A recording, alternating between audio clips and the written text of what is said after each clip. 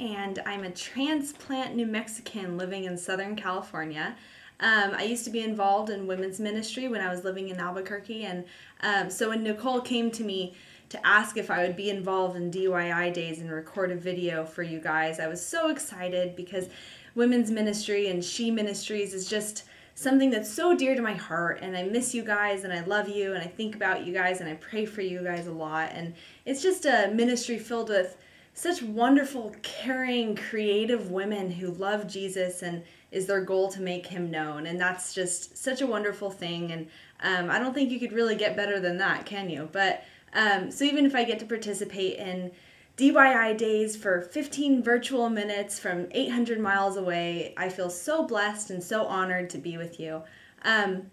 So today I'm going to be sharing a few things actually. Nicole came to me and asked me if I would share how to do some creative, inexpensive wall art. And I think it's something that we could all benefit from because wall art and art in general can be really expensive sometimes, and we don't all want to spend that much money on something that we can make ourselves. So from decorating our home to kids' rooms to even dorm rooms, there's so many things that you can do that's inexpensive and looks really good. So today I'm going to show you how to take atypical, inexpensive materials from around the house or from Michael's or Hobby Lobby or even thrift stores and turn them into unique wall art. Alright, so let's go ahead and get started. The materials that you're going to need for this project are scissors, a pencil, a calendar of your choosing. I picked this one that has some really cool artwork. There's a bunch of different ones. Has some balloons that I thought was fitting for New Mexico. And then some type of craft paper that you like. I picked this really cool metallic chevron that I'm going to use, and I'm actually going to use this paper as a photo collage with these butterflies that I got. And I really, really love these. They're metallic butterflies that are actually cool because you can see through them a little bit, which is great. I thought it kind of gave a vintage feel. So let's go ahead and start with the calendar first because we're going to pick one of those. And the great thing about calendar is that you can choose it based on the month.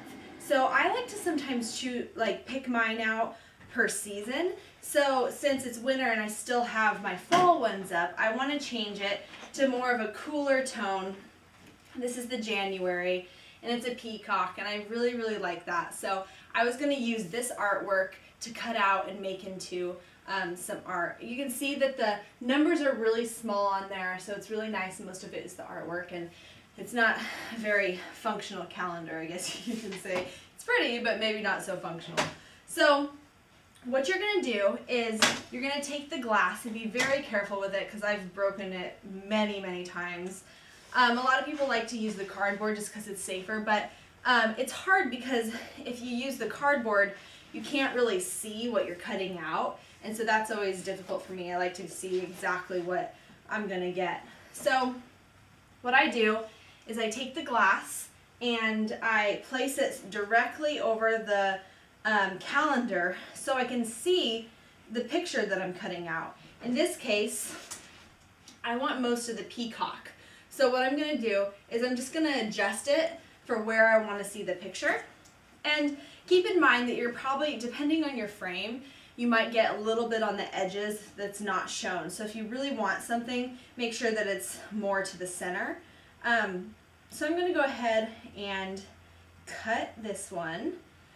Since mine are on the edges, what you want to do, take your pencil and you're just going to go right along the edges of the glass and just mark those like so. There we go. And then place the glass on the side. And it's really easy. I mean, I like to use an X-Acto knife sometimes, but since I don't have a cutting mat, it's kind of hard. I don't want it to dig into my table. So scissors are fine. Just make sure that you cut straight because most of the edges are going to be hidden anyways, so it's not that big of a deal.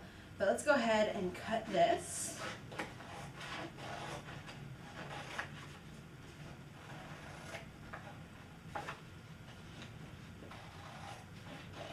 I really like this calendar because they have really thick, good paper. And it makes it really nice. And then I'm going to cut up. And the section that I wanted was actually really close to where the binding was. So I'm going to have to cut along that edge. Or, you know, usually it's easy. It's just to rip it out first and then cut around it. That way you don't go into any trouble to where you cut from.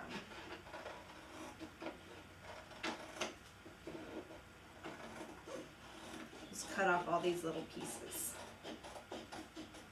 And then as you can see, when I place the glass back on, it has really easy, it fits directly into the poster. So what you're going to do is take your backing, usually comes with cardboard backing or something like that, and just make sure it's all even. You don't want any little edges to be sticking out because this is your opportunity to trim it or do whatever you need. And then all you're going to do is place it back into the frame.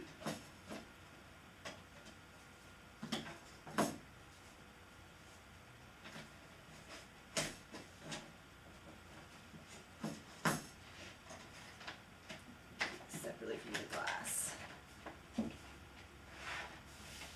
This is the perfect opportunity because mine's a little bit too thick. So all you have to do is trim it right here and then you know.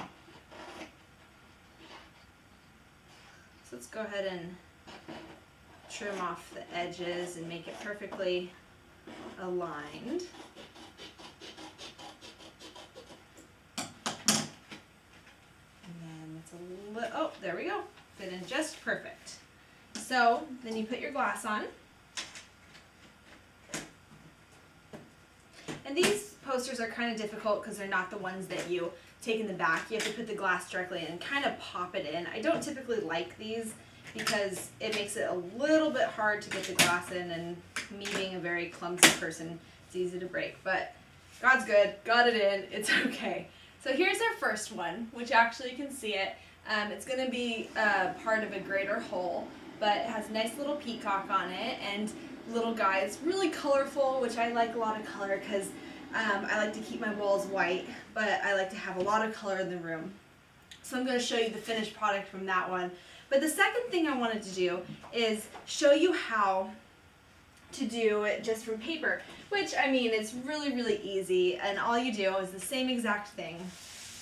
You take the glass, and the great thing about paper like this is that you can layer it. So if you want to have a picture on top of it, you can use it as almost the siding, or what you can do is you could just have it just as a paper, or something that I like to do is take paint and paint something on it, or paint a symbol like the peace sign or a cross, or just so there's so many different options of what you can do. Just be creative and have fun with it, because it's cheap, it's inexpensive, so you can always take it down and redo it.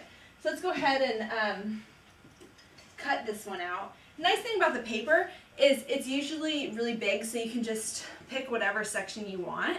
I want my chevron to go up and down, so as I just place it right here. And then just the same way, I'm going to mark around the edges.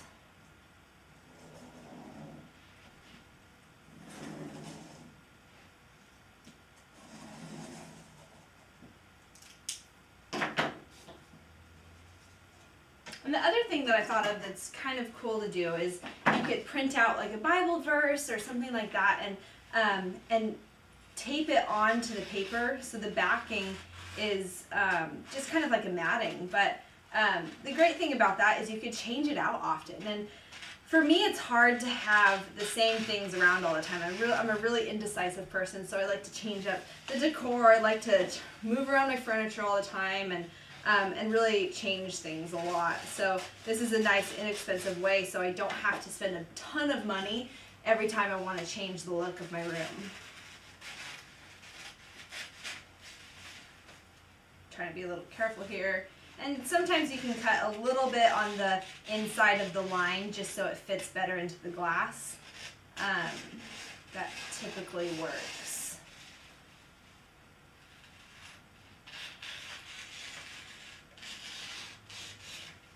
Another great reason to do this is that if you have kids, it's great because, you know, kids like to change their rooms a lot, and as they grow, I mean, going from a nursery to a toddler's room to a kid's room to even to teen room, how many, you change it 4 or 5 times, and it's just hard because it can get real expensive. So this is a great solution to be able to change out decor in any room, so it's inexpensive. So just like that, it's the same exact thing, just cut out a little piece of paper, and what you do is I'm going to put it straight back in.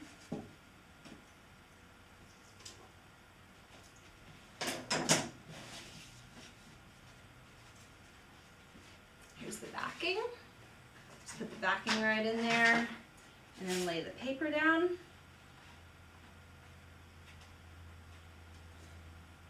And then slide the glass in. This is the moment of truth here.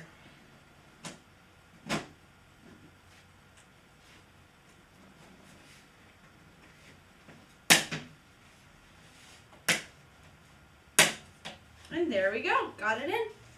So that's my chevron. And I took it, and I actually want, I'll come up and show you a little more. I want to have it with, oh, my black. This is what I'm gonna have it do. So I'm gonna place them right next to each other, and even, or I could place it on top. And so it just creates a really nice little collage, and it looks great. So I'm going to do one more project where I'm going to paint on one of the papers and frame that one also, and then I get to show you the finished look.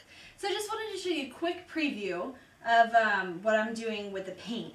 And so what I'm doing is I'm just taking some white paint, just really simple, you don't have to do anything fancy, and I'm just painting a peace sign on one of my pieces of paper. So then what I'm going to do is once I let it dry, I'm going to frame it, and it's going to be a kind of vintagey looking peace sign. I don't want the paint to be super thick, just really thin, and you can see it here.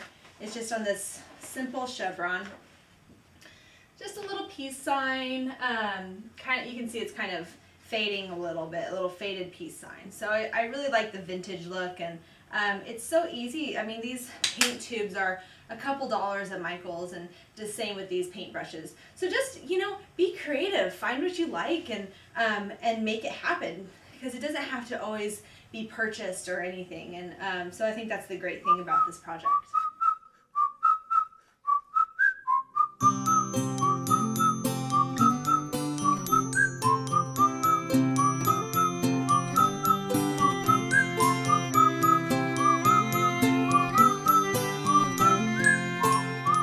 Thank you for joining me for She DIY Days, and I'm so thankful I was able to share this with you, and I hope it was a little bit of inspiration. And next time that you're looking for some amazing wall art, instead of going out and buying it, I hope that you just feel inspired to make something of your own that's inexpensive and one of a kind. Thank you so much, and God bless.